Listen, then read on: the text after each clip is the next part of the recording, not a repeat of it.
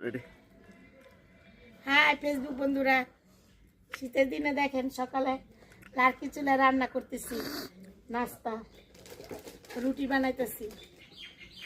দেখেন লার্কির চুলায়, শীতের ভিতরে লার্কি চুলায় রান্না করতে অনেক ভালো।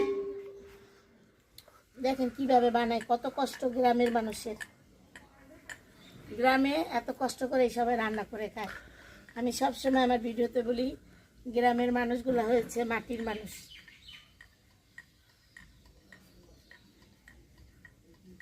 ঠিক বলছি না?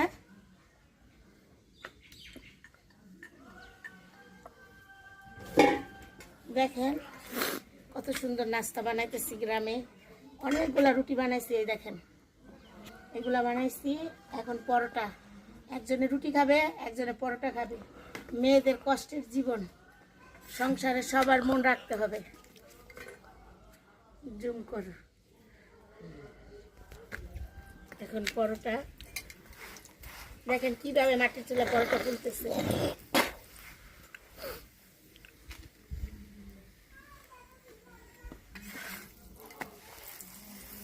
দেখেন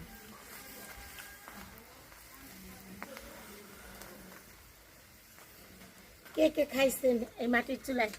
অনেক ভাইয়ারা প্রবাসে যায় মিস করতেছে মার হাতের রান্না খাওয়ার জন্য মাটির চুলায়।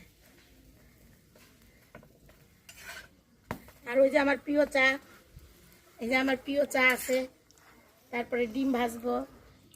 এটা হয়ে গেছে, দেখেন কত সুন্দর হয়েছে।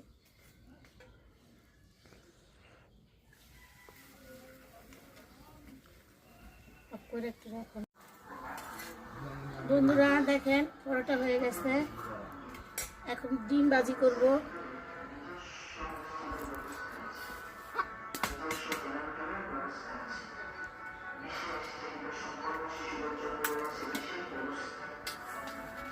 ডিম ভাজি দিয়ে পরোটা না খেলে কি আর হয় বলেন? সকালে তো ডিম খাইতেই হবে।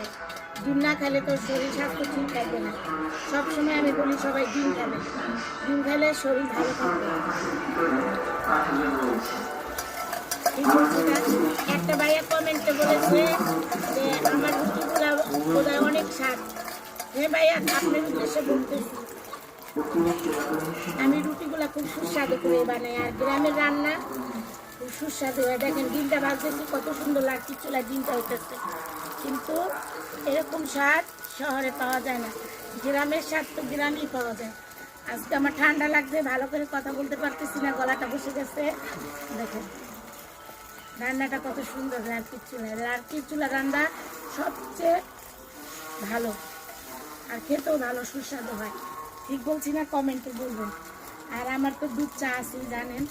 আর কি বলবো, ডিম পরোটা কে রুটি খাবে, আর আমি দুধ চা দিয়ে রুটি খাবো। হ্যাঁ ফেসবুক বন্ধু, শীতের ভিতরে ভালো থাকবেন।